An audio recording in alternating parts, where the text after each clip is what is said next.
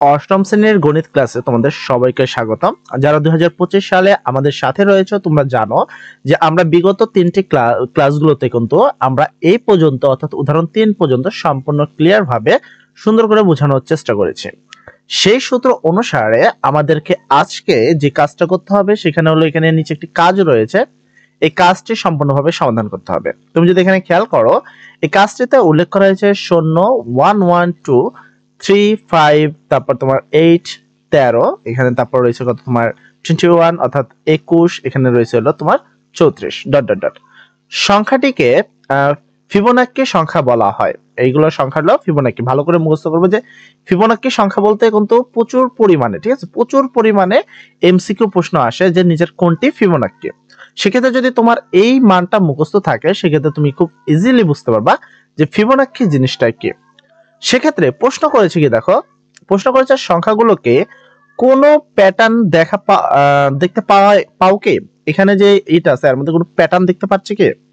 লক্ষ্য করো। আচ্ছা লক্ষ্য করি 2 পাওয়া যায় এর পূর্ববর্তী দুইটি সংখ্যার যোগফল, অর্থাৎ এই যে 2 রয়েছে এই দুইটা পাওয়া যাচ্ছে কিভাবে? এই দুইটাকে যোগ করে, এই কথাটা বলছে। 3 পাওয়া যায় এর পূর্ববর্তী দুইটি সংখ্যার যোগ করে, মানে 1 আর 3। তো এই 3 পাওয়া যায় কিভাবে? এই দুইটিকে যোগ করে, অর্থাৎ হলো তোমার কত 1 আর 3 কে যোগ করে 1 আর 2 কে যোগ করে পাওয়া যাচ্ছে 3। আচ্ছা তারপর বলা হয়েছে 21 পাওয়া যায় এর পূর্ববর্তী দুইটি সংখ্যা যোগ করে। এই যে 21 এর পূর্বে কোনটা? এর পূর্বে একটা আছে হলো তোমার এই দুইটা রয়েছে। 21 এর পূর্বে 13, তার পূর্বে হলো তোমার কত 8, মানে পূর্বে দুইটা 8 আর হলো 13। তো বলা হয়েছে এই দুইটাকে সংখ্যাকে যোগ করে পাওয়া যায় 21। কথা কিন্তু সত্য যে পূর্বের দুইটিকে যোগ করলে পরবর্তী সংখ্যাটা পাওয়া যাচ্ছে। পরবর্তী 10টি ফিবোনাক্কি সংখ্যা বের করো। মানে এখানে আমরা মোটামুটি কয়টার সংখ্যা রয়েছে তোমরা দেখতে পাচ্ছ, এরপরে আরো 10টি সংখ্যা ফিবোনাক্কি বের করতে হবে। তো সেম যে এই দুইটি সংখ্যা যদি আমরা যোগ করি মানে 21 আর যদি 34 যোগ করি তাহলে আমরা এই পরবর্তী ফিবোনাক্কি সংখ্যাটি পেয়ে যাব। এইভাবে টোটাল 10টি সংখ্যা কিন্তু আমাদেরকে বের করতে হবে। আরেকটা কথা হলো এই পর্যন্ত যারা বুঝতে পেরেছো তারা তাড়াতাড়ি আমাদের কমেন্ট সেকশনে থ্যাংক ইউ ভাইয়া লিখে দাও, আর যারা বুঝতে পারোনি তারা আমাদের কমেন্ট সেকশনে প্রবলেম লিখে দাও। সেক্ষেত্রে আমরা থ্যাংক ইউ লিখলে বুঝতে পারি যে আমাদের কতটা উৎসাহিত পাই আমরা, আর প্রবলেম লিখলে আমরা বুঝতে পারি যে এটা তোমাদের বুঝতে সমস্যা হয়েছে। সেক্ষেত্রে এটাকে আমরা আরেকবার আপলোড করার চেষ্টা করব। তো দেখো, তো আমি পরবর্তী 10টি কাজে চলে যাব। তো চলো আমরা এই 10টি ফিবোনাক্কি সংখ্যাগুলো বের করি।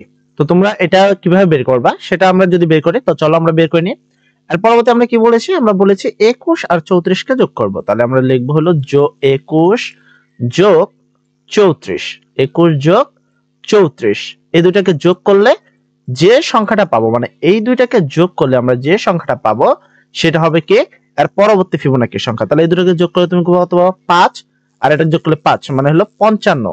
এর মানে পরবর্তী সংখ্যা হলো 55। এই পরবর্তী ফিবোনাক্কি সংখ্যাটা কত হলো? এটা আমরা পেলাম এক নাম্বার, একটা পেলাম হলো 55। এই সংখ্যাটা আমরা পেয়েছি কত?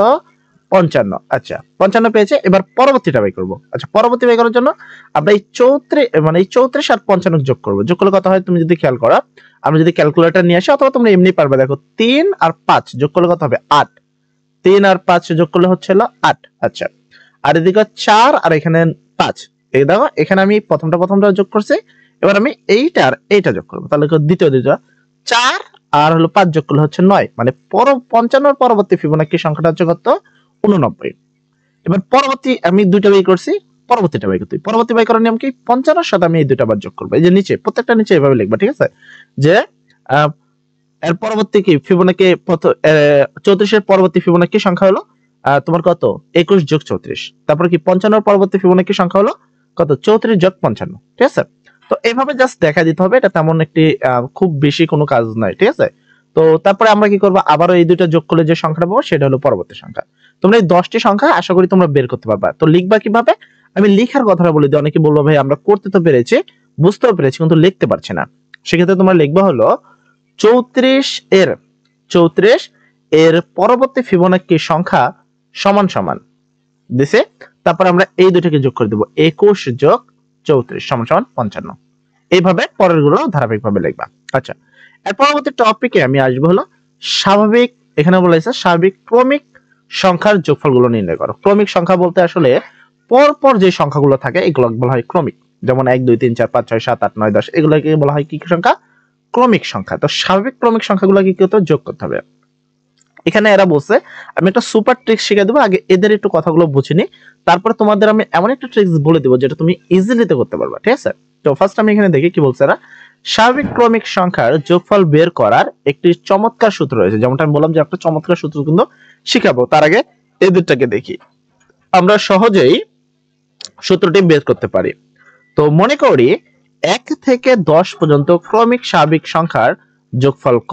মানে মনে করি 1 থেকে 10 পর্যন্ত যতগুলো সংখ্যা, দেখো এখানে 1 থেকে 10 সংখ্যা কি ক্রমিক বলতে পরপর সংখ্যা, 1 এর পর 2, 2 এর পর 3, 3 এর পর 4, এভাবে যে সংখ্যাগুলো আছে পরপর যে সংখ্যা তাকে বলা হয় ক্রমিক। তাই এগুলোকে সবগুলোকে যোগ করে উত্তর হবে ক।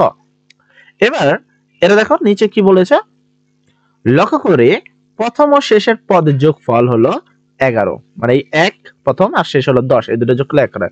দ্বিতীয় ও শেষের পদের আগের পদের যোগফল হলো 11, মানে একটা ম্যাজিক দেখো, এই প্রথমটার এই লাস্টেরটা যোগ করলে হয় 11, সেম ভাবে এই 2 নাম্বারটা লাস্টের দিক থেকে 2 নাম্বার যোগ করলে 11, সেম ভাবে যদি এই 3 নাম্বারটা শেষের আগেরটার সাথে যোগ করলে হয় 11, ঠিক আছে? তো এই দুটাকে যোগ করলে হয় হলো 11।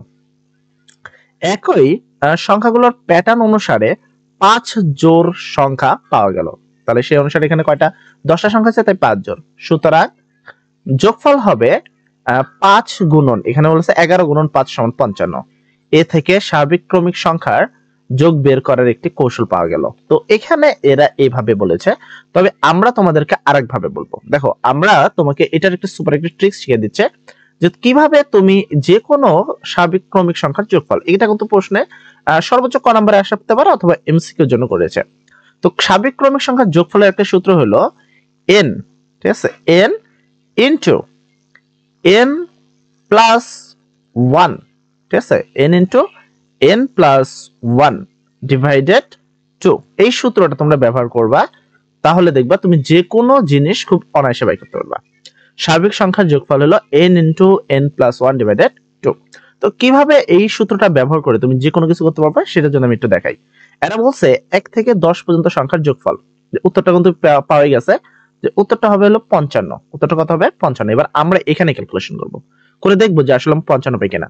তুমি n বলতে আসলে কি বোঝানো হয়? n বলতে বোঝানো এখানে কতগুলো সংখ্যা রয়েছে।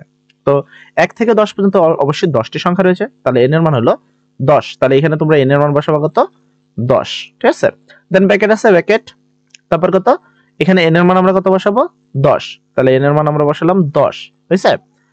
তারপরে কি এখানে প্লাস 1, তাহলে এখানে প্লাস 1 ডিভাইডেড দিতে হবে ডিভাইডেড 2, হইছে? তো এটাকে তুমি একটু ক্যালকুলেশন করো, যদি ক্যালকুলেটর দিয়ে করো তাও হবে, এমনি করলেও হবে। দেখো এখানে 10, এখানে 10 রয়েছে, এখানে 2 রয়েছে, তাই না?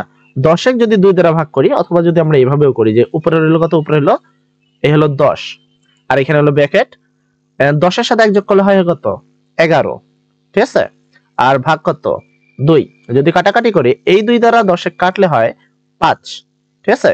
আর এই 5 এর সাথে যদি 11 গুণ করি, 5 11 কত হয়? 55, 5 11 কত হয়? 55। তাহলে দেখো এই উত্তরটা কিন্তু আসলো। শুধু এই না, তুমি হাজার হাজার সংখ্যার এই সূত্রের সাহায্যে তুমি খুবই অনায়াসে তুমি যে কোনো স্বাভাবিক সংখ্যার যোগফল নির্ণয় করতে পারবে। দেন হলো পরবর্তী, এখানে এরা দেখো, এই দেখো এরা কিন্তু তোমাকে আস্তে আস্তে শিখিয়েছে, আমি জাস্ট খেয়াল করি নাই। তো দেখো এখানে হলো এসে প্রদত্ত সংখ্যার সাথে সংখ্যাগুলোকে বিপরীত ভাবে লিখলে এত এত এত, মানে অনেক কিছু করার পরে লাস্ট সূত্র হলো এইটা, শেষ সূত্র হলো এইটা, যেমনটা আমি তোমাকে বললাম, ঠিক আছে? এরা লিখছিল প্রথম সংখ্যা প্লাস শেষ সংখ্যা গুণন পদ সংখ্যা ডিভাইডেড 2। তুমি এই সূত্রটা ইউজ করতে পারো, বাট আমাদের যে এখানে একটা সূত্র দেওয়া হলো, এটা তোমাদের জন্য ধরো একটা ইউনিক সূত্র মনে করতে পারো। এটা একটা সুপার ট্রিক্স যে স্বাভাবিক সংখ্যার যোগফলের সূত্র এটা। তারপর হলো বেজোড় সংখ্যার যোগফলের সূত্র হলো n স্কয়ার, মানে n এর উপরে জাস্ট স্কয়ার দিবা, তাহলে বেজোড় সংখ্যার যোগফল পাই যাবা। আবার যদি জোড় সংখ্যা যদি করি তাহলে সেক্ষেত্রে n স্কয়ার প্লাস n করলে তোমরা জোড় সংখ্যা পেয়ে যাবা। এটা হলো স্বাভাবিক। তবে তোমরা যেহেতু তোমাদের বই অনুসারে করতে হবে, সেক্ষেত্রে তোমাদের এই সূত্রটাই ব্যবহার করতে হবে, যে কি প্রথম সংখ্যা প্লাস শেষ সংখ্যা গুণন পদ সংখ্যা ডিভাইডেড 2। এখানে একটা কাজও রয়েছে, কাজটা তোমরা এখানে দেখতে পাচ্ছ। 1 থেকে 15 পর্যন্ত ক্রমিক স্বাভাবিক সংখ্যাগুলোর যোগফল বের করো, সূত্র প্রতিষ্ঠা করো। মানে এরকম ভাবে তোমাকে 1 থেকে 15 পর্যন্ত করে এরকম একটা সূত্র প্রতিষ্ঠা করতে হবে।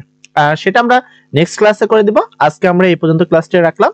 এবং অবশ্যই ক্লাসটি ভালো লাগলে নিচে থ্যাংক ইউ ভাইয়া বা থ্যাংক ইউ স্যার লিখে দিবা। সেক্ষেত্রে আমরা অনুপ্রাণিত হই এবং তোমাদের ক্লাসগুলো নেওয়ার চেষ্টা করি। আর অনেকে বলছে ভাই ক্লাস দিতে একটু প্রতিদিন একটা করে ক্লাস কেন দিচ্ছেন? আসলে আমার একটি এক্সাম চলছে, বোর্ড এক্সাম, যার কারণে আমি চাইলেও বেশি দিতে পারছি না।